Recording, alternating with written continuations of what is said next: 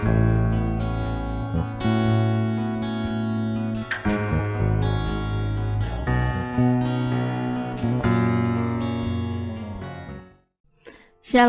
saudara-saudara. Di hari yang ke-300 ini, kita berjumpa kembali dalam gerakan membaca Alkitab. Dan karena itu sebelum kita akan membaca firman Tuhan di saat ini, mari kita berdoa.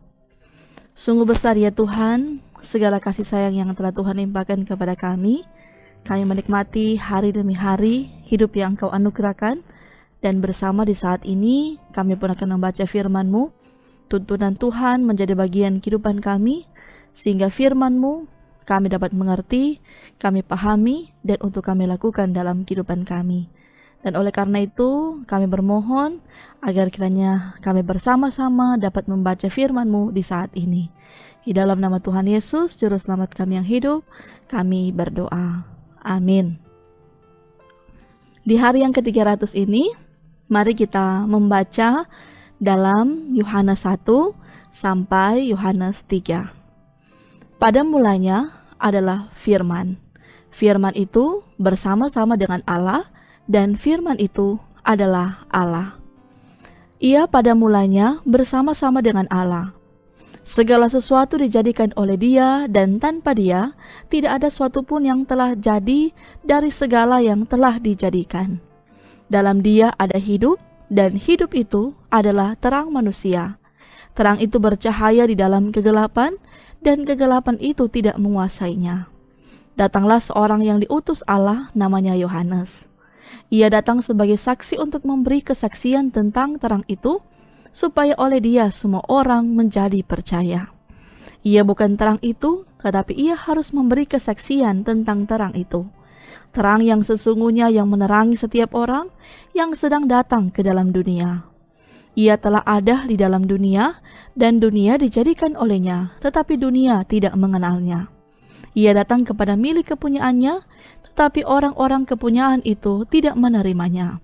Tetapi semua orang yang menerimanya, diberinya kuasa supaya menjadi anak-anak Allah, yaitu mereka yang percaya dalam namanya. Orang-orang yang diperanakan bukan dari darah atau dari daging, bukan pula secara jasmani oleh keinginan seorang laki-laki, melainkan dari Allah. Firman itu telah menjadi manusia dan diam di antara kita, dan kita telah melihat kemuliaannya, yaitu kemuliaan yang diberikan kepadanya sebagai anak tunggal Bapa, penuh kasih karunia dan kebenaran. Yohanes memberi kesaksian tentang dia dan berseru katanya, "Inilah dia yang kumaksudkan ketika aku berkata, kemudian daripadaku akan datang dia yang telah mendahului aku, sebab dia telah ada sebelum aku." Karena dari kepenuhannya, kita semua telah menerima kasih karunia demi kasih karunia. Sebab hukum Taurat diberikan oleh Musa, tetapi kasih karunia dan kebenaran datang oleh Yesus Kristus. Tidak seorang pun yang pernah melihat Allah, tetapi anak tunggal Allah yang ada di pangkuan Bapa, dialah yang menyatakannya. Dan inilah kesaksian Yohanes, ketika orang Yahudi dari Yerusalem mengutus beberapa imam dan orang-orang Lewi kepadanya untuk menanyakan dia, "Siapakah engkau?" Ia mengaku dan tidak berdusta, katanya, "Aku bukan Mesias." Lalu mereka bertanya kepadanya, "Kalau begitu, siapakah engkau? Elia?" Dan ia menjawab, "Bukan." "Engkaukah nabi yang akan datang?" Dan ia menjawab, "Bukan." Maka kata mereka kepadanya, "Siapakah engkau? Sebab kami harus memberi jawab kepada mereka yang mengutus kami. Apakah katamu tentang dirimu sendiri?" Jawabnya, "Akulah suara orang yang berseru-seru di padang gurun, luruskanlah jalan Tuhan, seperti yang telah dikatakan Nabi Yesaya." Dan di antara orang-orang yang diutus itu, ada beberapa orang Farisi. Mereka bertanya kepadanya, katanya, "Mengapakah engkau membaptis jikalau engkau bukan Mesias, bukan Elia, dan bukan Nabi yang akan datang?" Yohanes menjawab mereka, katanya, "Aku membaptis dengan air, tetapi di tengah-tengah kamu berdiri Dia yang tidak kamu kenal, yaitu Dia yang datang kemudian daripadaku. Membuka tali kasutnya pun aku tidak layak."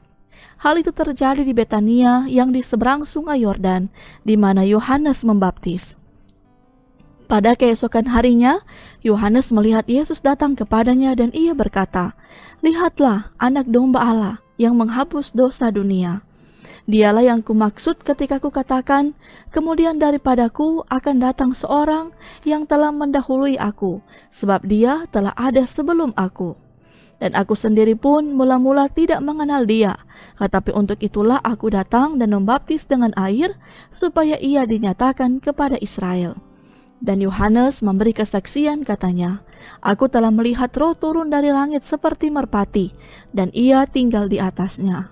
Dan aku pun tidak mengenalnya, tetapi dia yang mengutus aku untuk membaptis dengan air, telah berfirman kepadaku, jikalau engkau melihat Roh itu turun ke atas seseorang dan tinggal di atasnya, dialah itu yang akan membaptis dengan Roh Kudus. Dan aku telah melihatnya dan memberi kesaksian, inilah anak Allah." Pada keesokan harinya, Yohanes berdiri di situ pula dengan 2 orang muridnya. Dan ketika ia melihat Yesus lewat, ia berkata, "Lihatlah anak domba Allah." Kemudian murid itu mendengar apa yang dikatakannya itu, lalu mereka pergi mengikut Yesus. Tetapi Yesus menoleh ke belakang, ia melihat bahwa mereka mengikut dia, lalu berkata kepada mereka, "Apakah yang kamu cari?" Kata mereka kepadanya, "Rabi," artinya guru, "di manakah engkau tinggal?" Ia berkata kepada mereka, "Marilah dan kamu akan melihatnya." Mereka pun datang dan melihat di mana ia tinggal, dan hari itu mereka tinggal bersama-sama dengan dia. Waktu itu kira-kira pukul 4. Salah seorang dari keduanya yang mendengar perkataan Yohanes lalu mengikut Yesus adalah Andreas, saudara Simon Petrus. Andreas mula-mula bertemu dengan Simon saudaranya, dan ia berkata kepadanya, "Kami telah menemukan Mesias," artinya Kristus. Ia membawanya kepada Yesus. Yesus memandang dia dan berkata, "Engkau Simon, anak Yohanes, engkau akan dinamakan Kefas," artinya Petrus. Pada keesokan harinya, Yesus memutuskan untuk berangkat ke Galilea. Ia bertemu dengan Filipus dan berkata kepadanya, "Ikutlah aku." Filipus itu berasal dari Betsaida, kota Andreas dan Petrus. Filipus bertemu dengan Nathanael dan berkata kepadanya, "Kami telah menemukan dia yang disebut oleh Musa dalam kitab Taurat dan oleh para nabi, yaitu Yesus anak Yusuf dari Nazaret." Kata Nathanael kepadanya, "Mungkinkah sesuatu yang baik datang dari Nazaret?" Kata Filipus kepadanya, "Mari dan lihatlah." Yesus melihat Nathanael datang kepadanya, lalu berkata tentang dia, "Lihat, inilah seorang Israel sejati, tidak ada kepalsuan di dalamnya." Kata Nathanael kepadanya, "Bagaimana engkau mengenal aku?" Jawab Yesus kepadanya, "Sebelum Filipus memanggil engkau, aku telah melihat engkau di bawah pohon ara." Kata Nael kepadanya, "Rabi, engkau anak Allah, engkau raja orang Israel." Yesus menjawab katanya, "Karena aku berkata kepadamu, aku melihat engkau di bawah pohon ara, maka engkau percaya, engkau akan melihat hal-hal yang lebih besar daripada itu." Lalu kata Yesus kepadanya, "Aku berkata kepadamu, sesungguhnya engkau akan melihat langit terbuka dan malaikat-malaikat Allah turun naik kepada anak manusia." Pada hari ketiga ada perkawinan di Kana yang di Galilea dan ibu Yesus ada di situ. Yesus dan murid-muridnya diundang juga ke perkawinan itu. Ketika mereka kekurangan anggur, ibu Yesus berkata kepadanya, "Mereka kehabisan anggur." Kata Yesus kepadanya, "Mau apakah engkau daripadaku? Ibu, saatku belum tiba." Tetapi ibu Yesus berkata kepada pelayan-pelayan, "Apa yang dikatakan kepadamu, buatlah itu." Di situ ada 6 tempayan yang disediakan untuk pembasuhan menurut adat orang Yahudi. Masing-masing isinya 2-3 buyung. Yesus berkata kepada pelayan-pelayan itu, "Isilah tempayan-tempayan itu penuh dengan air," dan mereka pun mengisinya sampai penuh. Lalu kata Yesus kepada mereka, "Sekarang cedoklah dan bawalah kepada pemimpin pesta." Lalu mereka pun membawanya.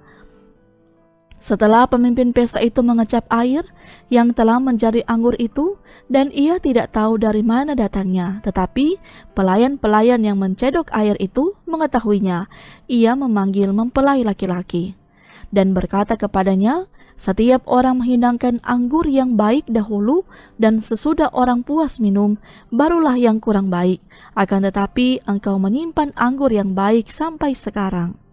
Hal itu dibuat Yesus di Kana yang di Galilea sebagai yang pertama dari tanda-tandanya, dan dengan itu ia telah menyatakan kemuliaannya dan murid-muridnya percaya kepadanya.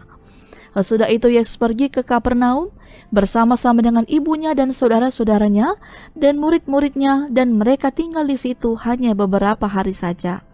Ketika hari raya Paskah, orang Yahudi sudah dekat, Yesus berangkat ke Yerusalem. Dalam bait suci didapatinya pedagang-pedagang lembu, kambing domba dan merpati, dan penukar-penukar uang duduk di situ. Ia membuat cambuk dari tali lalu mengusir mereka semua dari bait suci dengan semua kambing domba dan lembu mereka. Uang penukar-penukar dihamburkannya ke tanah dan meja-meja mereka dibalikannya. Kemudian pedagang-pedagang merpati, ia berkata, "Ambil semuanya ini dari sini. Jangan kamu membuat rumah Bapakku menjadi tempat berjualan." Maka teringatlah murid-muridnya bahwa ada tertulis, "Cinta untuk rumahmu menghanguskan aku." Orang-orang Yahudi menantang Yesus, katanya, "Tanda apakah dapat engkau tunjukkan kepada kami bahwa engkau berhak bertindak demikian?" Jawab Yesus kepada mereka, "Rombak bait Allah ini, dan dalam 3 hari aku akan mendirikannya kembali." Lalu kata orang Yahudi kepadanya, 46 tahun orang mendirikan bait Allah ini, dan engkau dapat membangunnya dalam 3 hari? Tetapi yang dimaksudkannya dengan bait Allah ialah tubuhnya sendiri. Kemudian sesudah ia bangkit dari antara orang mati, barulah teringat oleh murid-muridnya bahwa hal itu telah dikatakannya, dan mereka pun percayalah akan kitab suci dan akan perkataan yang telah diucapkan Yesus. Dan sementara ia di Yerusalem, selama hari raya Paskah, banyak orang percaya dalam namanya, karena mereka telah melihat tanda-tanda yang diadakannya. Tetapi Yesus sendiri tidak mempercayakan dirinya kepada mereka, karena ia mengenal mereka semua, dan karena tidak perlu seorang pun memberi kesaksian kepadanya tentang manusia, sebab ia tahu apa yang ada di dalam hati manusia. Adalah seorang Farisi yang bernama Nikodemus, seorang pemimpin agama Yahudi.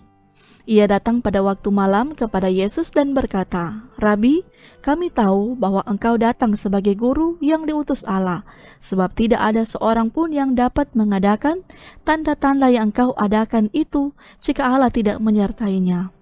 Yesus menjawab, katanya, "Aku berkata kepadamu, sesungguhnya jika seorang tidak dilahirkan kembali, ia tidak dapat melihat kerajaan Allah." Kata Nikodemus kepadanya, "Bagaimanakah mungkin seorang dilahirkan kalau ia sudah tua? Dapatkah ia masuk kembali ke dalam rahim ibunya dan dilahirkan lagi?" Jawab Yesus, "Aku berkata kepadamu, sesungguhnya jika seorang tidak dilahirkan dari air dan roh, ia tidak dapat masuk ke dalam kerajaan Allah.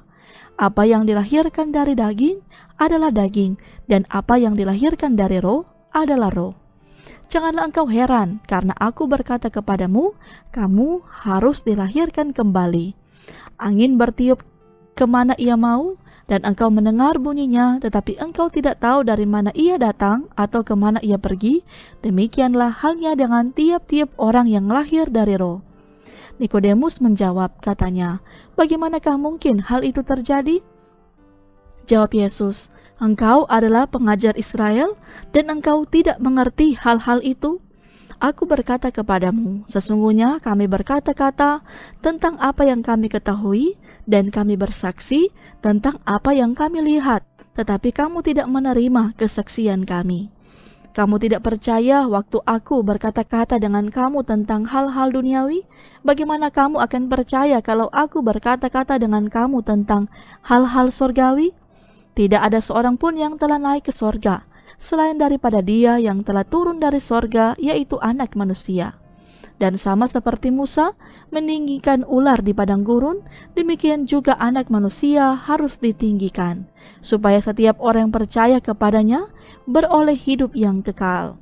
Karena begitu besar kasih Allah akan dunia ini, sehingga Ia telah mengaruniakan anaknya yang tunggal, supaya setiap orang yang percaya kepadanya tidak binasa, melainkan beroleh hidup yang kekal.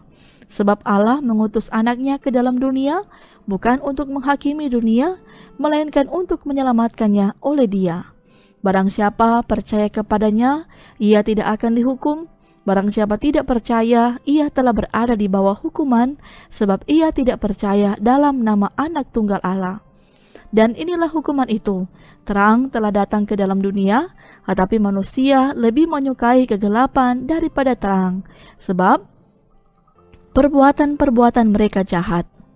Sebab barang siapa berbuat jahat, membenci terang dan tidak datang kepada terang itu, supaya perbuatan-perbuatannya yang jahat itu tidak nampak.